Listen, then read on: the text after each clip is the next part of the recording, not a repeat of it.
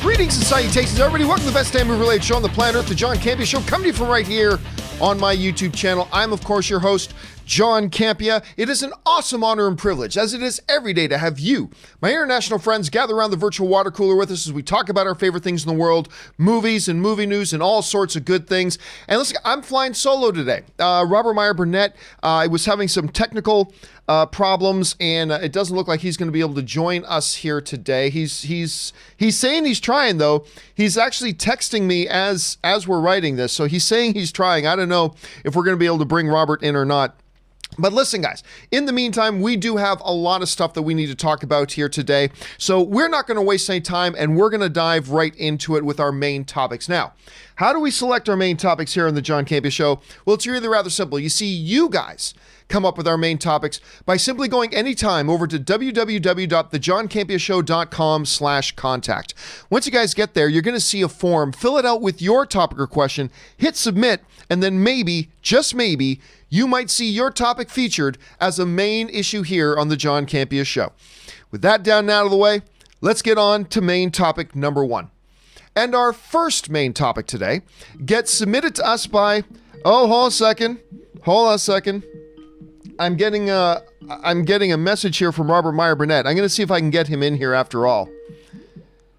Let's see here. I don't know if we're going to be able to do this or not, but I'm going to try. Let's see if we can get him here. I think we might be able to get him. I'm not sure. We're trying. I don't see Robert Meyer Burnett. I think he was trying to call me, but I'm not sure. The joys of going live, guys. The joys of going live. So I cannot see or hear Robert Meyer Burnett. I'm going to see if we can try him again. Robert, are you there? No, I'm not hearing Robert, so we will hang that up and try him one more time. Again, guys, the glories of trying to do these shows live. It's always fun and an adventure. Okay, we're going to try him one more time. And we're not seeing him anywhere. Oh, wait, we see him. We see Robert there. Robert, are you able to hear me? We can't hear you, though. Let me just double check, make sure. Can you try talking again? We don't hear you. We're getting no audio from you. As you guys can see, Robert Meyer Burnett is here trying to make things work, but we cannot. We're getting no audio from you, Robert. So Robert had I'll take him off the screen for a second. Robert had a technical issue this morning. Wasn't able to get things rolling. He had a problem with his machine. He's trying desperately to get it loaded up here. But so far, no bueno. He's plugging and unplugging his microphone. Nope. No, it's not working. Oh, well, don't worry about it, Rob. We'll get you on tomorrow. Don't worry about it. So let's try that again, guys. Sorry about that, Rob. Okay, so Rob is not able to get in. He was trying to get in. He wasn't able to get his computer working. The joys of doing live stuff, guys. The struggle is real. So let's start that off again, shall we? Let's start off with our first main topic today. And our first main topic today gets submitted to us by Maximus H, who writes, just like you, I wasn't really a fan of the Halloween franchise until I saw Halloween 2018, and I've been eagerly awaiting for the sequel, Halloween Kills. But with pretty much every film being pushed back, do you think Halloween Kills will follow? Let me try this again. Do you think Hollywood Kills will follow and also be pushed back to October of 2021, which would also push back the final film in the new trilogy to 2022? Or do you think they stick to their October 2020 release date? All right, thanks a lot for sending that in, man. And yes, listen, unpopular opinion, but if you guys have been watching the show for any period of time, you've probably heard me say this before. A little bit of an unpopular opinion. I don't like the Halloween movies. I remember there was a bunch of years ago, I went over to my friend Serena. She was having like this viewing party, and we're going to watch the original Halloween. It had been a long time since I'd seen the original Halloween. And I watched the original Halloween again, and I'm in the minority, much like I'm in the minority on Blade Runner, the original Blade Runner. I'm not a fan of the original Blade Runner. I'm not a fan of the original Halloween. And I know that's sacrilegious to say. I am not a fan of the original Halloween, and I haven't liked any of the Halloween films, as a matter of fact. So then the new Halloween comes out, right? 2018, I guess. And I did think the trailers looked pretty good. I thought the trailers looked pretty good. So I thought, okay, maybe there's some potential here. There might be some potential here. And I went and I watched the new Halloween, and I loved it. First time that I have wholeheartedly loved a Halloween film. I really, really dug it a lot. I thought it was great. So obviously a lot of us very excited about the idea of a follow-up, of a sequel, Halloween Kills. So what happens to it? Does Halloween Kills, the Blumhouse, follow-up to this big successful thing, by the way, made an ass load of money as well. Does it suffer the same fate and get pushed back to 2021? It's hard to say right now, being where we are, but here's my guess. I think it stays where it is. Because listen, we talk a lot about Tenet, right? Tenet, Warner Brothers and Christopher Nolan right now are holding firm on their July, late July release date for Tenet. They believe the theaters will be back open. They're going to have the theaters to themselves. They believe they can do something good there. They're going to hold on to July. Now, July is still like 3 months away. A little under 3 months away. Right now, we're a little under 3 months from when Tenet is supposed to come out. That's a long ways away right now. So it's difficult for us to say where things are going to be at that time. We're going to have a much clearer picture. We've said this before. We're going to have a much clearer picture on where we're at, on where we're going to be, say, in mid-May or early June. We're going to have a much better picture. But for now, we'll see what happens. But October, the release date for Halloween Kills, right now is like 3 months beyond Tenet. So we're like 6 months away from that.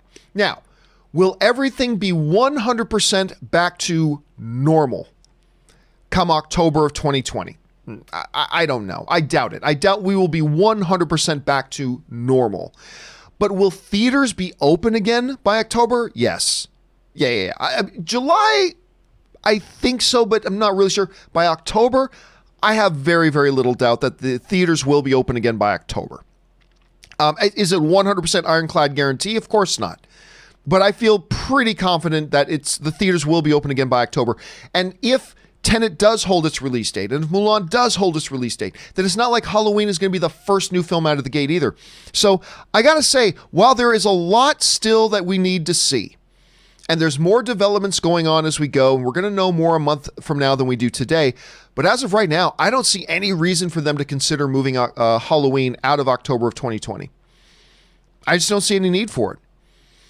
Now, I agree that if they do move it, they will probably move it a full year so they can release it in that month of October of 2021. I agree with that. I just don't think it's going to come to that. That's what my thinking on this is right now. Question is, guys, what do you think about that? Do you think Halloween Kills will hold its October release date? I believe it will. Maybe you don't think so. Jump down to the comment section below and let us know your thoughts. All right. With that down, let's move on to main topic number 2. And our second main topic today gets submitted to us by Sally, who writes, "Hello, John. Some days ago, you talked about how crowded and awesome November looks. But I noticed that both Godzilla vs. Kong and Soul will open on the same day. Which one do you think will take the number 1 spot at the box office for that weekend? Thanks, and have a good day." All right, thanks a lot for sending that in. And yes, we were talking about how that November release time frame has been getting very, very crowded, no doubt. But one of the things crowding it up is 2 particularly big films opening on the exact same day. We've got Godzilla vs. Kong. I love this graphic that Ray made. We've got Godzilla vs. Kong versus Soul. Now listen, a lot of people are buzzing about Soul. It's a deeper kind of animated film, something we've come to expect sort of from Pixar over the last couple years. And a lot of people have seen it, have been really buzzing about it. Actually, even when before Onward came out, we were in an unusual situation where we had a Pixar film about to come out, but everybody was really talking about another Pixar film that was still to come much further down the line. We didn't see that often. We don't see that often. And everybody was buzzing about Soul. Even at D23, when they showed us like a 7 or 8 minute scene of Onward and a short like 2-minute trailer of Soul, what everybody was talking about was Soul. Everybody was talking about it. Here's the funny thing. Let's rewind the clock 2.5 years, right? Let's rewind the clock 2.5 years. If you were to have said to me 2.5 years ago, John, coming out November 2020, theoretically, we've got Godzilla versus King Kong versus a new Pixar animated film that's going to be kind of metaphysical called Soul. Which one do you think is going to win the box office that weekend? That's a no duh. Obviously, Godzilla versus Kong. Obviously, remember, we're rewinding the clock 2.5 years ago. Obviously, Godzilla versus Kong. Who's not going to see Godzilla versus Kong? A metaphysical animated film? Pixar's great, but I mean, come on. It's going to be Godzilla versus Kong. That's what I would have said, and if you're honest, that's exactly what you would have said 2.5 years ago, too. Not even 2.5 years ago. But now fast forward back up to present day. The situation has changed. We now live in a world where we had Godzilla, King of the Monsters, come out. And I think it lost money. It lost money. Actually, let me go over and just double check. I forgot exactly what it was. Godzilla, King of the Monsters, box office. I remember I think it got under 400 million. Hold on a second. 386 million. That movie lost money. 386 million. If you had told me 2.5 years ago that Godzilla, King of the Monsters, was only going to make 386 million, I would have thought you were crazy. But it did. Especially after Comic-Con. Remember, they dropped the 1 year in advance of the movie coming out at Comic-Con. They dropped the Godzilla, King of the Monsters trailer. Remember that? And everybody was buzzing about it. If you had told us that day, oh yeah, by the way, when this movie comes out, it's only going to make $386 million, we would have said you're crazy. But the problem is they started marketing it far too early, lost all of its buzz. The movie wasn't all that good, depending on who you ask. And it only did that. So today, I'm going to say something crazy. Something I would have thought was crazy to say not so long ago. Soul is going to win that weekend. Now look, the benefit that both Godzilla vs. Kong and Soul have is that these are two completely different movies. And for the most part, while there will be some overlap, they are appealing to two different demographics, right? Soul is kind of targeting the family, not children. They're targeting the family. Whereas Godzilla is going after a slightly different demographic. Of course, there's going to be some overlap, but for the most part, these are two completely different movies. And that works to their benefit. But yeah, I got to say, and I find it crazy that I'm saying it, but yes, I think Soul is going to beat Godzilla versus Kong. I think it just is. I think Godzilla versus Kong maybe makes 400 million. Now, of course, this is all speculation, having not seen any trailers, not knowing if the movies are any good. Because look, if Godzilla versus Kong comes out and it's got like a world-class marketing campaign with fabulous looking trailers, and then the early word of mouth on it is that it's great and fantastic, that number could change, obviously. But sitting where we are now in April, I'm just wondering if Godzilla versus Kong is even going to crack 400 million. In this whole Godzilla monsterverse, we've seen each movie drop in its box office. So, I mean, I don't know. We'll have to see, but Soul looks like a winner.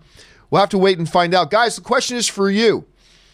Come this incredible weekend where we're going to have Godzilla versus Kong versus Soul on the same weekend, which one do you think wins the box office that weekend? Jump down to the comment section below and let us know your thoughts. All right, guys. With that down, let's now move on to main topic number 3. And our third main topic today gets submitted to us by Sam, who writes, "Hi, John. With Doctor Strange 2 moving to March of 2022, there are now 5 movies scheduled for release in 2022. 5 Marvel films released for 2022. Thor 4, Doctor Strange 2, Black Panther 2, Captain Marvel 2, and the untitled film set for October, which we'll talk about that in a second. Which one do you think will perform better, and which one are you most excited for? All right, thanks for sending that in, man.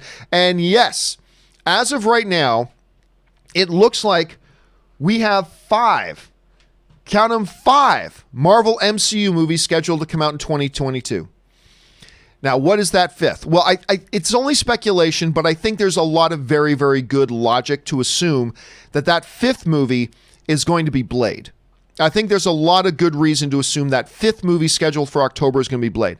So right now, where things stand, assuming for a moment that October date that the MCU is holding is going to be for Blade. I mean, they announced Blade last year. We've heard nothing about it so far.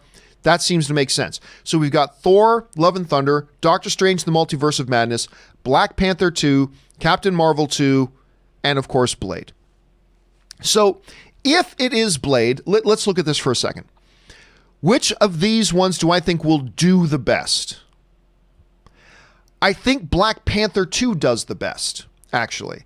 I mean, even when you look back at Thor, Love and Thunder, look, the Thor movies recently have done very, very well at the box office. But Thor Ragnarok did great, but it didn't make $1 billion. It did great, but it didn't make $1 billion. That's fine. You don't need to make $1 billion to be a big, huge hit. It was a big, huge hit, all that kind of stuff.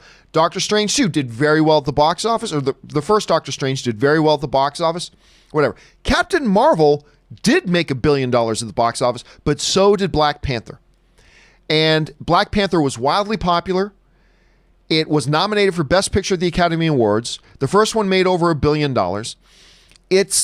I think it's the one that does the best. But let's focus, that's neither here nor there. Let's focus for a second on which one am I most excited about. Let's talk about that for a second. Which one am I most excited about when I look at these 5 films?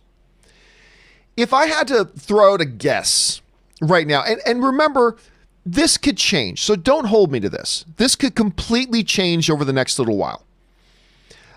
As we look at these films that are coming out in 2022, I may, a new piece of information may drop, may change my order of this, but let's talk about how I would personally order my level of anticipation out of these 5 films, assuming that Blade is that October 7th film. And it may not be, let's be clear, that Blade may not be that October 7th, 2022 film. And even if it is, Marvel could still shuffle that one out of 2022. Let's go for a moment with the assumption that it is Blade and it keeps its release date. Okay. Here's how I would order them in my level of anticipation. At the bottom, let me first say I'm looking forward to all these films. I'm looking forward to all of them. But if I had to put them in an order right now, at the bottom, I would say Captain Marvel 2, which I am looking forward to, and I liked the first Captain Marvel. It's a good film, but it wasn't in the upper half of MCU films, right? Like, it wasn't one that I felt like I needed to watch 7 or 8 times like I do with a lot of other MCU films. Solid film, good film, I enjoyed it. Important film, made over $1 billion, yay. And I am definitely looking forward to seeing it, but out of these 5, I'm going to put Captain Marvel 2 at the bottom. Next, above that, in the 4th spot, I'm going to put Blade. And again, I'm looking forward to all these, and I'm looking forward to Blade. I'm especially looking forward to seeing Mahershala Ali play Blade. That's pretty badass. So yes, but the fact of the matter is, right now, it's an unknown commodity. I don't know what they're going to do with this Blade. I don't know what this iteration of Blade is going to look like. I'm still kind of curious how you're doing a Blade in the MCU, because clearly it's not going to be rated R. So there are a lot of question marks. I'm excited about it. I'm looking forward to it, but still a lot of question marks. So I'm going to put Blade as my 4th most anticipated one. In my 3rd most anticipated one, I'm going to put Black Panther 2. Ryan Coogler's coming back. I really enjoyed the first film. It was great. The anticipation level is high. And I'm really curious to see what they're going to do, because he's the king of a nation who's been MIA for 5 years. Remember, he was gone in the snap, or the blip, as they called it in Spider-Man Far From Home. He was gone in the blip. So what are they going to do? I'm not really sure. So I'm totally fascinated by that. So I'm really excited for Black Panther 2. I'm going to put that in my number 3 spot. What's number 1? What movie would I say I am most anticipating out of Thor: Love and Thunder and Doctor Strange: Multiverse of Madness? That's tough because I love the Thor character. I love this Thor character, and I loved Thor Ragnarok, and I loved Thor in both Infinity War and in Endgame. Doctor Strange, I really enjoyed the first Doctor Strange movie, but I have enjoyed the character even more once we got into Infinity War. Like, Doctor Strange is one of the MVPs of Infinity War. He really stood out to me, the way they used that character and the way they've evolved that character. And throw on top of that, even though I wanted Scott Derrickson to come back to direct the second Doctor Strange movie, I wanted Scott Derrickson back. But they've made the really interesting move of going and getting Sam Raimi. Sam Raimi of Evil Dead and Spider-Man fame. That is a really interesting matchup there. So I will say that my most anticipated film out of this list is going to be Doctor Strange: Multiverse of Madness. I think the intrigue of Sam Raimi directing this has added a lot of curiosity for me to the Doctor Strange outing. It's just, again, if I had my choice and I was controlling the world and I had the Infinity Gauntlet and I could snap my fingers, I would have Scott Derrickson directing the sequel. But the fact of the matter is, Sam Raimi in there is a really intriguing choice and has bumped it up. I am super stoked for Thor: Love and Thunder. There are a few questions, but I'm not big on the Jane character in the movie, so it kind of dampened my enthusiasm a little bit when they announced that Jane was coming back, even though I love Natalie Portman. But I wasn't big on the Jane character, and so that tempered it a bit. I'm still super stoked. So I would say, number 5 in anticipation list for me is Captain Marvel. Number 4 is Blade. Number 3 is Black Panther 2. Number 2 is Thor: Love and Thunder. And I'm going to say, at least for right now, my most anticipated, again, at least for right now, my most anticipated MCU film that is currently slated to come out in 2022 is going to be Doctor Strange and the Multiverse of Madness. So that's how I'm going to put it. Now, which one will do best? My guess is Black Panther 2 will do best because, I mean, look, there are $2 billion films on that list. Captain Marvel, Black Panther 2. But one of them also got a Best Picture nomination. I think that's going to add a lot to that. So I think the one that's going to do the best is probably Black Panther 2. And it's going to be great. Ryan Coogler's coming back. But right now, I'm going to say my most anticipated is Doctor Strange 2. So listen, I wanted to make that the topic of today's question of the day. So I just got on Twitter just before the show started.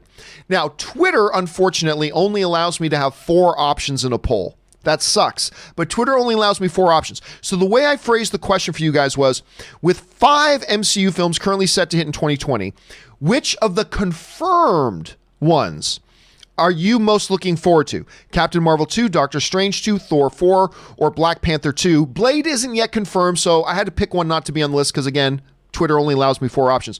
So it is so close between Doctor Strange 2 and Thor 4. A little over 2,600 of you guys have voted already. Look at how close Thor 4 and Doctor Strange 2 are as being your most anticipated. Right now, it's a dead heat now. It's a dead heat. Absolute, with over 2,600 votes, we have an absolute tie right now between Thor 4 and Doctor Strange 2, both at 42.5% of the vote. In the number 3 spot is Black Panther 2 with 12.2, and the number 4 spot is Captain Marvel 2. So basically, your guys' rankings is reflecting my own as well right here. So Captain Marvel, Black Panther, and then we didn't have Blade on there because of that. I find that fascinating. So listen, guys, I'm going to leave that poll up on my Twitter. My Twitter is simply at John Campea. You can go and vote on that at any point that you like. And of course, guys, I'm sure we'll talk more about this in the live question segment of the show coming up in just a little bit. And if you're watching this show after the fact, jump down into the comment section below. Let us know which of these films are you most excited about. There's a lot to be excited about. Which one are you most excited about? Jump on down there and let us know your thoughts. All right. With that down and out of the way, let's move on to main topic number 4. And our 4th main topic today gets submitted to us by Christopher D. And Christopher D writes the following. Just read on Yahoo's film page that the Seth Rogen film An American Pickle from Sony is being dumped on HBO Max. The article didn't use the word dumped, but that's exactly what they're doing.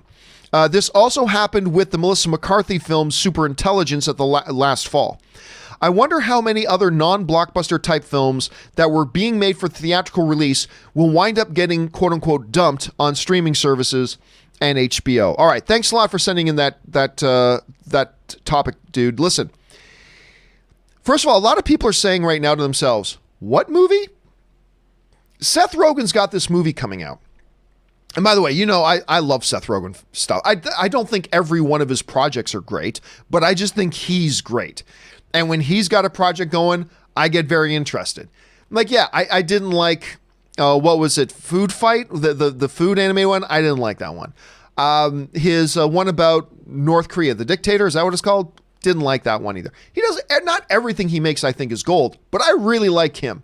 And, oh man, that comedy he did with Charlize Theron last year, The Long Shot, I think it was called, so underrated. That comedy was great. Anyway, Seth Rogen's got that potential to pull these like curveballs out that I just really appreciate. Anyway, he's got this movie coming out called American Pickle. And basically the gist is, if I recall it correctly, the basic gist of, it wasn't The Dictator, it was The Interview. It's called The Interview. Not very good, but whatever. So he's got this movie coming out called American Pickle. And it sounds like a Seth Rogen descriptor. So basically, this immigrant dude, played by Seth Rogen, comes over to the United States in like the 1920s, gets a job, and then falls into some kind of a pickle barrel where the pickle juices perfectly preserve him. It's like a Rip Van Winkle story. Then in modern times, now in 2020, a century later, he comes out of the pickle barrel perfectly preserved, and he finds like either his grandson or his great-grandson, also played by Seth Rogen, who looks exactly like him, who's like a computer nerd and stuff like that, and has a totally different work ethic, an ooh, fish out of water story. I got to admit, it doesn't sound great to me, but there have been other Seth Rogen projects that have not sounded great to me that I've ended up loving. So whatever, it is what it is. So yes, they just made the announcement that they're going to move this thing onto HBO Max. Now, there are some movies that do get dumped to streaming. I don't think this is the case with this movie. I think this is simply the case that they just don't have anywhere else to put it right now. Like with everything, with all the theaters being locked down and there's no release dates to be had by anybody, you know, we're getting a lot of movies being shifted off, but as these movies get shifted off, it's creating no room for another film to come in there. And I think that's what's going on. And that's kind of what's being hinted at. This comes to us from Cineblend, who writes, every film that was set to be released in the middle months of 2020 had to make the same decision. Either find a workable theatrical date later in the year or in 2021, or go to streaming. Sony Pictures has made a deal with HBO Max that will see American Pickle released on the upcoming platform instead of going to the big screen. In the press release about the news, it specifically cited that the move was made so that Sony could at least get the movie out there in 2020, despite theater closures as a result of the COVID-19 pandemic. So Sony, it looks like, just basically looked at this and said, we've got nowhere to put this thing right now. And listen, this is going to become an increasing problem with a number of films. The longer the theater stays shut, for good reason, this is going to become a problem that gets worse and worse and worse. There are going to be more and more films that are like, you know, Robert Meyer Burnett is pointing out all the time on this show that movies are made with borrowed money. And that money's accruing interest. And that interest is huge. And the longer that a movie just sits on a shelf, it becomes more and more expensive to just hold on to. And there are going to be more projects. There are going to be more movies, the longer this thing stretches out, that are going to have to make that decision. Do we let this thing sit on the shelf for another full year or more? Or do we just at this point find some way to get it out there, even if it's not ideal? And as we've talked about before, it seems to me that the movies that are most susceptible to this are going to be movies that don't have a lot of big box office potential anyway. Movies like Scoob. Movies like the Kumail Nanjiani comedy that just they just sold it off to Amazon.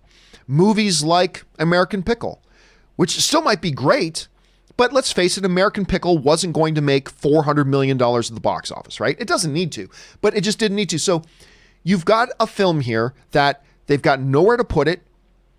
They don't have any reasonable release date that they can grab that they don't think is a terrible release date. Everything's getting more crowded, and they don't want it to sit on the shelf for another year. They're running out of options. And the fact of the matter is, it was never going to be a big box office film anyway. Let's find a new home for it, make the best of the bad situation. And I think more films are going to, like I said, I think more and more films are going to come across this type of a situation, this type of a predicament, if you will, for this type of a scenario. So we'll see. The question I have for you guys is this. What do you think about this? First of all, what do you think about the sounds of this movie? Do you think this movie sounds any good? I don't think it sounds great, but then again, like a lot of Seth Rogen projects that don't sound great, I ended up loving them anyway, so who knows? Do you think it sounds any good? Are you excited about it? What do you think about this move to HBO? Do you think it makes sense? Do you think it was premature of them to do? I want to know what you guys think. Jump down into the comments section below and let me know your thoughts. All right, guys. With that down and out of the way, we are now going to move on to your live questions part of this show. Now, I decided to pre-record. We're calling it Earth 2, John. I pre-recorded the first bunch of questions that you guys had sent in that we were waiting on answering. So I'm going to take a few-minute break here. While I'll leave you with the first few questions getting answered, and then we'll come back and get to your questions live. So let's jump to it. All right, and let's get this thing rolling here. We're going to start things off here with Dark Helmet, who sends in a $50 super chat. So Dark Helmet, we're going to answer your question right now, and then in a couple of weeks, you're also going to see your question answered again in its own standalone video. So thank you for supporting the channel on that level, man. We appreciate it here. Anyway, Dark Helmet writes, "Hi, John.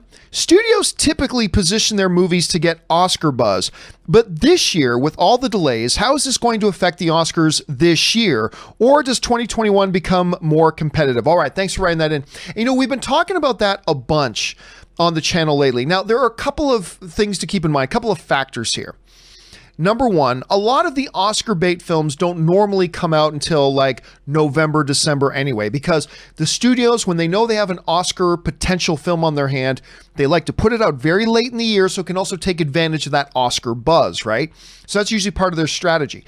Quite often as well, another factor to keep in mind is when they start making these movies and they realize, you know, this could be an Oscar contender, they'll sit it on the shelf for a while. So a number of Oscar contender movies will probably already be done shooting and sitting on the shelf. There are some, I have no doubt, that are probably also in the process of being made and finishing up when the lockdown happens. So that's going to affect them quite a bit.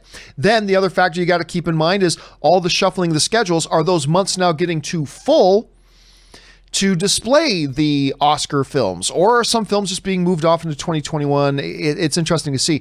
Here's the thing though, early on, I honestly didn't think the whole lockdown would affect the Oscar season too terribly much, but the longer that this stretches out and the more shifting we're seeing of other films into certain areas, I'm starting to think it might have a bigger impact than normal. Now, early on, people would ask me, John, do I think this could affect the Oscars in February of 2021, the next upcoming Oscars? And I would say, no. I mean, it might affect it a little bit, but really for the most part, it won't affect it too much. But I'm starting to re-examine that. I mean, the later we get into it and the more we see stuff changing around, I'm starting to think that maybe it will have a deeper effect on it. Now, as of right now, I still think we're getting an Oscars. It might be a very different Oscars. It might be an Oscars with a giant asterisk beside it. Hell, it might be a virtually online only Oscars. I don't know. But I'm starting to think that it might be a little bit more affected than I initially thought, to be honest with you. So we're going to have to wait and see how this all starts to unfold. We're going to know a lot more by like June. By the time June hits, I think we're going to have I'm not saying it's going to all be done, but I think we're going to have a very clear picture of what we're dealing with come June. So let's hang tight in there and see where all this goes. Again, Dark Helmet, thanks for sending that in. Remember, keep your eyes out in the next couple of weeks. You'll see your question answered in its own standalone video as well. All right, Ryan writes in, "Hey, John and Rob. Do you think unlimited programs like AMC A-List and Regal Unlimited will still be something theaters will be running after things get back to normal? Can they afford to have people going to see 2, 3, 4 times a month for a set price?" Well, here's the thing. These programs were never made to lose money. These programs were made to make money. And the kind of tragedy of AMC's situation is they had finally, after spending all this money and all this expense on getting A-List up and running, they finally had A-List turning profit. They finally had A-List turning profit. And then the shutdown happened. Here's the thing. They can't come back without those programs. They can't come back without the programs. They can't come back and say, hey guys, come back to a worse experience than you had before. They can't do that. They need everything that they have at their disposal to bring people back into the movie theaters, and that includes A-list. And yes, see, the thing about the movie theaters is unlike Movie Pass, where Movie Pass people used Movie Pass and Movie Pass just lost money. See, the movie theaters like Regal and AMC, once people come into the theaters, that's when the theaters can start making money off you and me. Because I come into the theater, yay, I used my AMC A-list to get in free. Great. Then I spend money on popcorn. And then I spend, my wife spends money on chocolate covered almonds. And then I spend money on a soda and so on and so on and so on. And that's all money that the theater's making. So I would actually argue, Ryan, that both Regal, AMC, they can't afford to come back without those programs, because those are going to be the programs that bring their most loyal customers back into the theaters. And that's what they need more desperately. So yes, I do think, you never know. I can't say for certain, but I would be shocked. I'll be shocked if they try to come back without those programs, because I think they need those programs desperately now more than ever. All right. Jose Miaz writes, Brothers in Arms TV series is based on a video game. I'm not familiar with the Brothers in Arms TV series, but I'm going to assume that you're correct on that. I'm just not familiar with it myself. All right. Matthew Melograno writes, let's see Gone with the Wind back in the movie theaters. I'd be down. Here's the thing. I'm not sure there's going to be a lot of people rushing out to see Gone with the Wind in movie theaters today, but maybe I'm wrong about that, because I'd be one. I've never seen Gone with the Wind on the big screen before. I'd be down for that, Matthew. All right. A fan of Peanuts writes, slightly disagree. X-Men First Class and The Winter Soldier are perfect examples of spy thrillers that were successful at satisfying 8-year-olds and 40-pluses. I'm not quite sure what you're making that in reference to. I don't know that I would call either I don't think I would classify First Class as a spy thriller. And I don't think I classify Winter Soldier as a spy thriller either. I classify Winter Soldier, it might just be semantics, more like a political thriller, more than a spy thriller. But we're probably not all that far off in our definitions, but I'm not really sure what you're talking about there in general, because those were like 4-quadrant movies for sure. Those were movies that satisfied younger audiences and older audiences.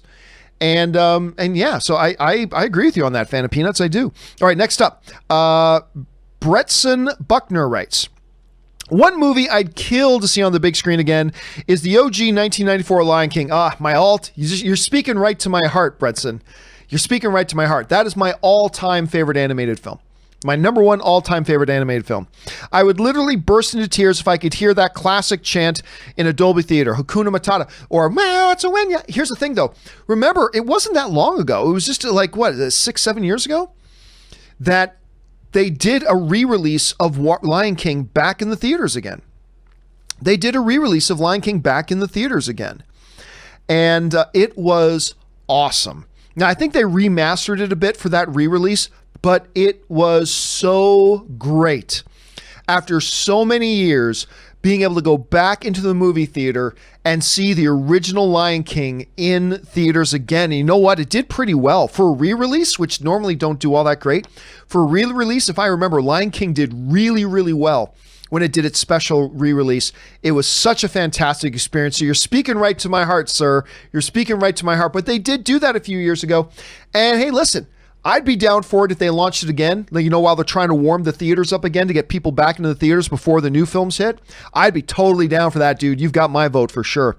All right. A fan of Peanuts writes, both excellent films by for fans, young and old critiques.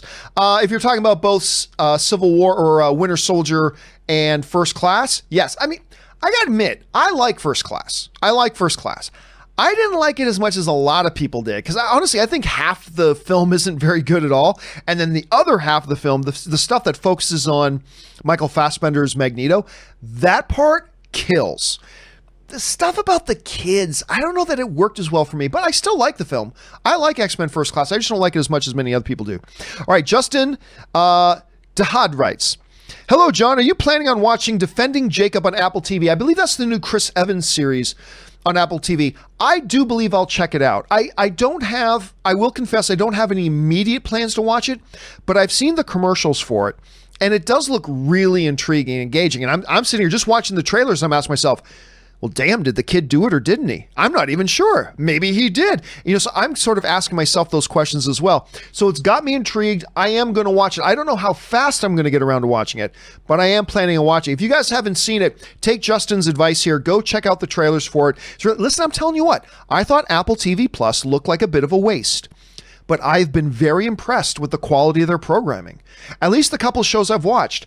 Morning Show has been great. For All Mankind is fantastic. And this Defending Jacob, I still haven't seen that Jason Momoa one scene. That still looks lame to me, but I might check it out at some point. But this one I am planning on checking out, Justin. All right, last one for me, guys, and then we'll throw it back to Earth One, John. Jesse writes, even though I'm not looking forward to the movie, I am glad that Uncharted moved to July. Uncharted always felt like a big summer popcorn flick to me. And listen, I love right now the notion of any movie moving up, because we're in such a frame right now where everything's being pushed back. To have a movie actually move up. And of course, if you guys were watching the show yesterday, that was one of the stories, that Uncharted actually moved 3 months forward. And that gets me very excited. I mean, listen, I'm just excited to get back in the movie theater, see anything. I listen, and I know a lot of people are like crapping on this Uncharted thing. I have a feeling this is going to be pretty good. I really do. And Sony is showing that they're very confident in this movie. I think they got something special. You got a terrific actor in Tom Holland in there.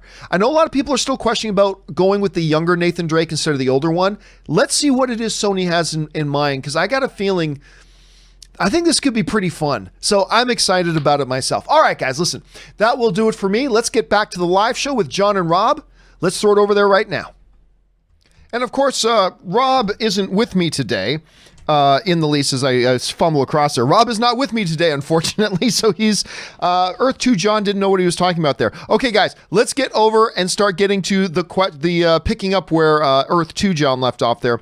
We're going to next up is Alex Pitt, who writes, The Last of Us Part 2 is releasing on June 19th, so that's only 3 weeks after its latest release date of May 29th. It's my most anticipated video game of all time, so the hype is real.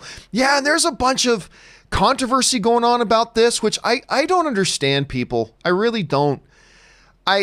First of all, it is unfortunate that a lot of big leaks came out about the game, which sucks. But here's the thing. People are hearing the results of the leaks and getting all upset when you don't know the context of the events that are going to happen. Like, I'm sure there are big events that happen in movies we love that if we had known about the event without the context, we would have gone, why are they doing that? But then we watch it in context of the movie and it's like powerful and brilliant and fantastic and blah, blah, blah. We've got all these people out there right now, like all mad at Last of Us 2 when they don't even know the context of what's happening. And I'm not going to repeat the spoilers, but I just don't get that. I just don't get that. I mean, you got to take it in context of a movie, right? Like when something in a story happens, like an event in a story in a movie cannot be grasped if you don't know the full context surrounding it and what leads up to it. Because if you just hear the event, you might think, well, that sounds dumb. But then you watch it in if you watch it in context for the first time, maybe it would be powerful and moving and incredible. Or you might hear about an event in a movie and go, that sounds great. But then you see it in context and you're like, that was stupid. I just think people need to take a deep breath. Everybody gets so wound up over little bits of information instead of just taking a breath and saying, okay, well, let's see how this actually plays out. So I don't know. I just think people are getting upset and maybe it'll suck. Maybe it'll suck. But right now it's too early to call. Just take a breath and just play the game and see how it turns out. But I mean, yes, right now it seems like they kind of moved up the release date just to because of the leaks and stuff like that. But I don't know. We'll have to wait and see. Adam Chichetto writes, Extraction's director was Chris Evans' Captain America stunt double. Yes, he was. But he's more than that. He's done a lot of stunt work and stuff like that, which I think is part of the reason why the story of the movie was kind of weak, but the action was so incredibly top-notch because he had a stunt dude directing the film. And that's, I think, part of the reason why the action was so great. Joe Adonis Tauk writes, Hey, John and Robert. I used to pirated John's doc. That's John Schnepp's Death of Superman Lives What Happens documentary. When I was in the Philippines, because payment method for the digital was restricted to the US, but when I got here, I purchased the super pack and donated it. Yeah. So Robert and I talked on the show yesterday about how, Schnepp was really devastated by how many people pirated his movie, and he felt really disillusioned by especially the fan community that he believed in so much, and so many of them were pirating his movie, which kind of ruined him. And it was really devastating to him, and it was really left him very disillusioned and disappointed. Everybody knows my position on piracy. Piracy is theft. You can try to dress it up however you want to semantically. The bottom line is this: piracy is theft. If somebody invests in and spends time on and creates a product with the intention of sale, and then you find a way to circumvent that to acquire the product without paying for it, that's theft. Sorry, it is. People can try to justify it any way they want. They can try and make up whatever semantics they want. It's theft. But that being said, I've always thought there was a bit of a gray area where, okay, what happens though if you are a consumer and you want to pay for it, and there's literally no avenue being given to you to pay for it? What then? And I think that's when it gets into a gray area. Like, for instance, we were talking about this when Disney Plus was coming out and they were only rolling it out in certain markets. And like, people are like, well, Mandalorian's going to be coming out in half the world and we're going to find out all the spoilers and we don't know what's going on. And we have no way of getting it in our country. And you had people going, here's our money, take our money. We want to pay for it and we want to watch it, but they had no option. And so a lot of those people were going to pirate it. And I was like, look, I'm not endorsing piracy under those situations. I'm not saying I endorse piracy under those circumstances, but I mean, when you've got a consumer who can negatively be affected by hearing about something when they want to buy it themselves and they are ready to put down their money and buy your product, but there's literally no avenue being given to them. Again, I'm not saying I endorse it, but I'm saying I think that's a gray area. It feels to me like a gray area.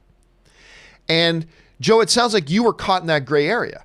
You want to support John Schnepp. You loved you love him. You want to see his work, and you've got your money and you are ready to pay for it.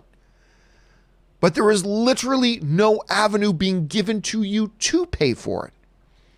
So I think it's a gray area. You made the decision to pirate it at the time, and then when you got back over here, you purchased it. So you covered your bases and you did the right thing. But again, I think it is a gray area. So it's always one of those tricky situations. Anyway, Lincoln Johnson writes, movies I'd love to see in theaters: Ghostbusters, Batman, Beetlejuice, Top Gun. Top Gun, yeah. Star Wars, which, by the way, you might get an opportunity to see Top Gun in theaters if they decide to re-release it for the sequel.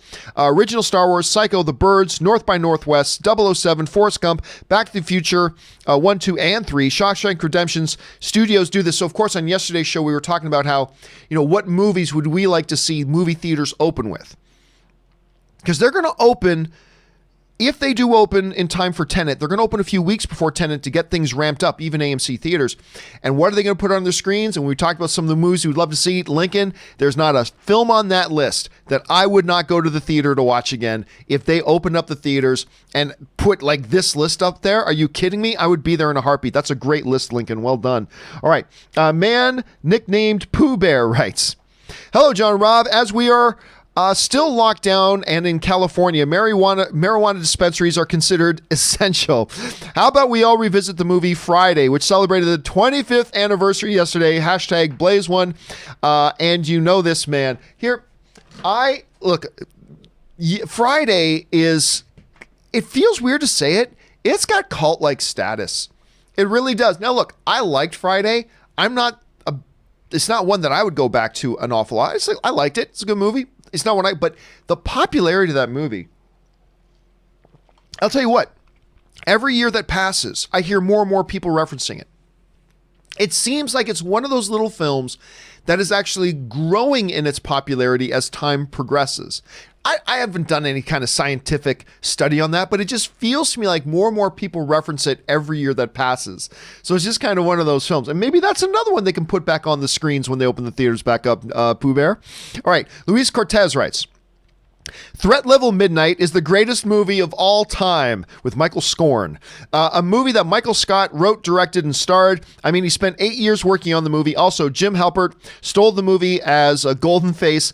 Man, The Office is so funny. I love it. You know, it's during this lockdown period, more and more people, of course, go into streaming stuff. And I was reading that there are record numbers of people watching The Office, records number of people watching Seinfeld, record numbers of people watching Friends. I mean, it's crazy. But The Office in particular, record numbers of views of Office episodes are being recorded right now. And actually, you know, I talked about this. Our friend Kaori has never seen The Office. So Anne is watching through. I think they're up to season 3 right now. Anne and Kaori are going through watching all the episodes of The Office. Anne knows The Office. She loves The Office, but Kaori's never watched it, so Anne's taking her through that right now. But man, Threat Level Midnight, that and Scott's Tots might be two of my favorites. Although there's so many good ones to pick from, Luis. Anyway, Cody Cordy writes, also wanted to mention, the reason I'm talking a lot about Adam Sandler is, one, he is my favorite actor, and two, I'm binge watching all of his films, which, by the way, I love mostly all his films, even the bad ones, except Jack and Jill. I don't like that one. Yeah, there's not a lot to get into that. Listen, Adam Sandler is a dude who I feel like has 3 separate careers, depending on the time frame. Career number 1, early Adam Sandler and going beyond Saturday Night Live into his film career. You're talking about the age of Billy Madison. You're talking about the age of Happy Gilmore. You're talking about the age of Waterboy. You're talking about the age of The Wedding Singer. Like you're talking that era Adam Sandler, which has ruled the world, right? And then there's this other career where he just started doing all these crappy comedies, like really beneath his talent level kind of stuff that has come to kind of define him the last number of years, which is unfortunate. And then there's the dramatic Adam Sandler, the third career, the dramatic Adam Sandler, who is outstanding. You know, Rob and I were talking about Reign Over Me the other day. He, of course, got some awards buzz this past year for Uncut Gems, Spanglish. The dude is a great dramatic actor. And so it's just one of those really multi-dimensional careers. A lot of good, some bad. It's just one of those things. But I like Adam Sandler. All right. Joseph's Book Reviews writes, have you seen any of Hank Azaria's Apu's acting? Yeah, Hank Azaria's been in a lot of stuff. Like I talk a lot about, first he was in a Godzilla movie. Everybody forgets that Hank Azaria's in a Godzilla movie. But he is in one of my just most treasured movies ever. He is the Blue Raja in Mystery Men. A not stabby man, Blue Raja, one of the greatest superheroes of all time. I like Hank Azaria. He's also has this great silly little role in John Cusack, Julia Roberts, Billy Crystal's movie, America's Sweethearts. He plays a great role in that. I really like Hank Azaria. Then he had that show that was on HBO as well. Anyway, I like Hank Azaria a lot. Luis Cortez writes, I love Star Wars, but I don't know all the lore. So when the Siths were gone and extinct, does that mean that a war between them and Jedi happened, or is there another explanation? Because I love the war type of movie between Jedis and Sith. Yeah, when it comes time to do that, it's going to be old prequel. So the Sith have been thought to be extinct for millennia, as they said in the movie, right? They've been thought to be gone for so long. But in actuality and secret, they have progressed. One master, one apprentice. One to have the power and one to crave it. That's the history of that. So if they do get into Jedi versus Sith wars, they're going to be going backwards considerably in time. All right, Jaron Morris writes, Valentina Shevchenko's greatest woman flyweight of all time? Yes. Yeah, I don't know that there's a lot of... I don't know who you say is a competitor for that. And listen, I would love to see her and Amanda Nunes trilogy it up. I would love to see, because their other fights were good. Look, Amanda Nunes is the baddest woman on the planet. I'm not even a fan of Amanda Nunes, but she is the baddest woman on the planet. I mean, she just destroys other fighters who were thought maybe the baddest women on the planet. Like Ronda Rousey was the baddest woman on the planet for a long time. Chris Cyborg was considered by some to maybe be the baddest woman on the planet for a long time. But then along came Amanda Nunes. And she didn't just beat both of them. she destroyed both of them. She's the bar. She's the bar. But at a lighter weight class is Valentina, who is a Terminator. I mean, I don't know how else to put it. She's a Terminator. I'm convinced if you take a scalpel to her skin, you're going to find robotics underneath. She's a Terminator. It's just that. And I would love to see her and Amanda Nunes fight again. Honestly, it's the most intriguing possible fight in the women's division of the UFC for me. But anyway, yeah, she's just a beast. Adam K writes, what's a film you're surprised that never got a sequel? Mystery Men. I mean, but also we talk about this one sometimes, the Will Smith film Hitchcock.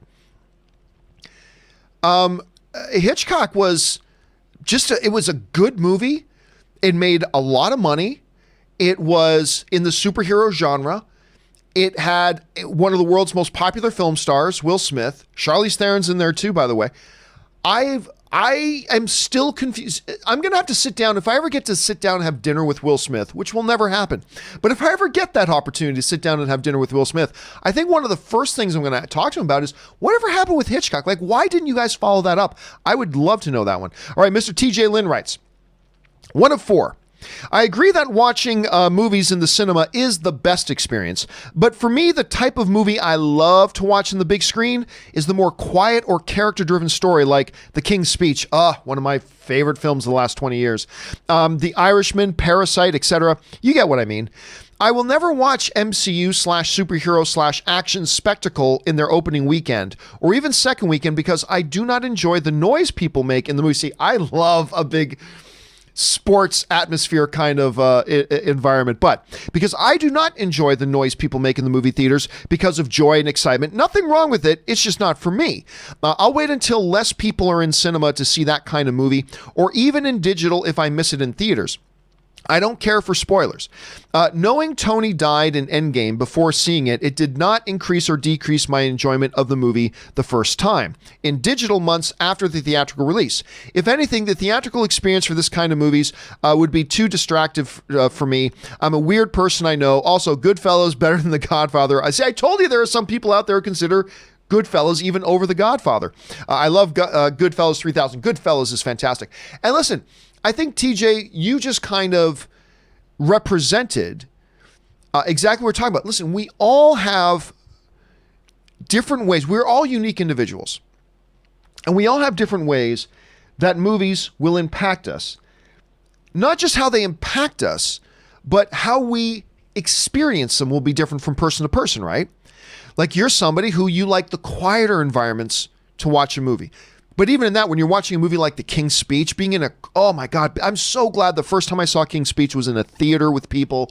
It was such a good experience. But it's a different kind of communal experience than something like an Avengers Endgame, right? Personally, I love the sports stadium atmosphere of a big action adventure movie. I love it. I absolutely love it. Like, when you're, like, again, we've talked about it a lot lately, but it's a good example. Being in that theater, watching Endgame, Thor and Thanos are fighting. Mjolnir flies across the screen, but flies right past Thor and Thanos.